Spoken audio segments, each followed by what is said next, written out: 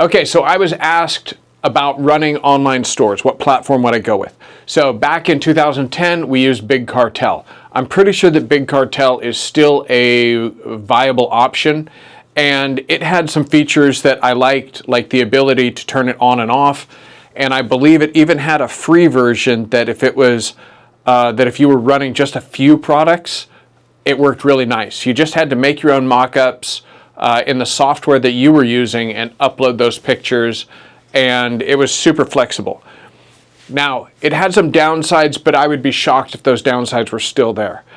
Now, we use Inksoft, and we've used Inksoft for about 9 years now, and the platform is extremely mature, very, very user-friendly, and you can have a store up and running and taking orders in about 20 minutes, and it's absolutely fantastic.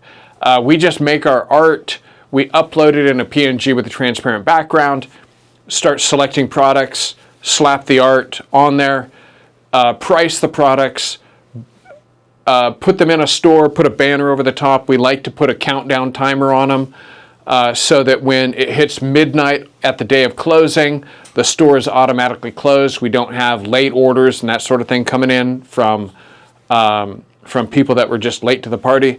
And then it just is such a smooth way of doing things. If you're going to do a fundraiser, the things that I suggest that people do is I like to keep things extremely simple, and to the point where I say, hey, you know, the best-selling stores are the ones that have the fewest products in it. The greatest stores ever just had a t-shirt in it. And then as you broaden it out and you throw in a whole bunch of options, the total sales drop. And the reason is because a lot of the time you're aiming toward middle school and high school kids, and they buy on defense. They're trying to not be the only kid with the orange shirt. And it's difficult for them to, you know, if they really like that orange shirt, but they think that all their friends are buying a purple shirt, then they hesitate and hesitate and hesitate, and sometimes they don't buy at all.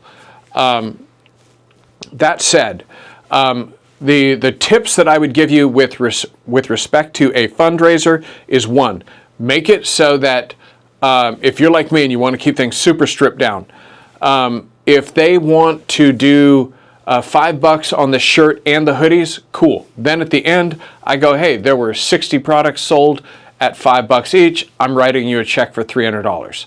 If, on the other hand, they want to do something like, hey, I want to mark up the shirts $5 and the hoodies $10, that, you know, that's different.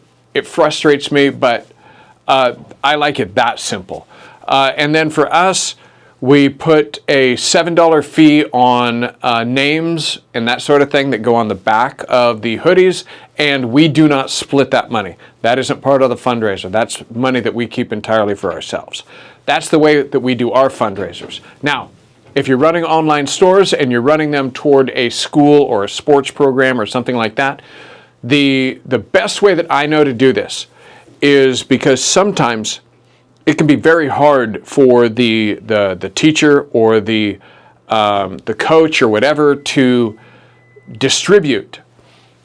What we used to do sucked, but what we do now is I buy transparent mailers from Amazon. I buy 2 different sizes, one that's going to hold a hoodie and a shirt, and one that's going to hold just a shirt. So a big one and a small one. I use a clear mailer because when we're setting up the store, at checkout, you must say the name of the athlete or the student, and you have to put on there the name of the teacher if the program or the school is of any size at all.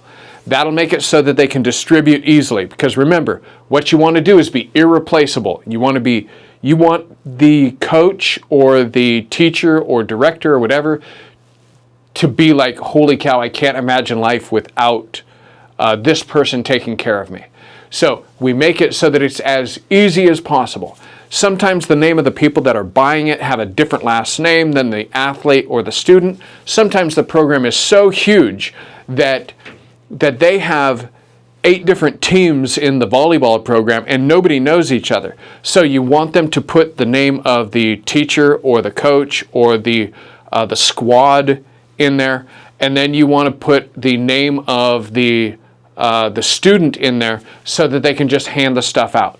I've had people say, hey, you know what, your system is so easy that I can actually throw the box in front of the kids, kick it over, and tell them, find your own stuff. And they do, and they think it's fun. But making it like this means that I never have a coach trying to pair up apparel with paperwork, because they always screw it up. Somewhere along the line, it is 100% going to be screwed up on every single project that we do. So we stopped doing that about 10 years ago, when I went and watched them hand it out one time, and I was horrified. And then I completely understood why they were always telling me that I shorted them a shirt, or I shorted them a hoodie, or I gave them the wrong size, or whatever it was. But it was nonsense. After we started charging them $2 extra per order, basically, after we started doing that, we marked everything up a little extra to pay for the time of us to separate all of the orders. It made it so that their handouts, their distribution was so easy that the coaches would practically fight a team mom or whatever, saying, no, we're not going to go with somebody else. I do not want that headache ever again. I want it just the way that Adam does it, and I want it to be so that I just hand it out, and you guys are going to pay $2 extra per order, and I do not care. So that's my points and tips on software and how to run an online store effectively. All right, I will catch you later. Bye-bye.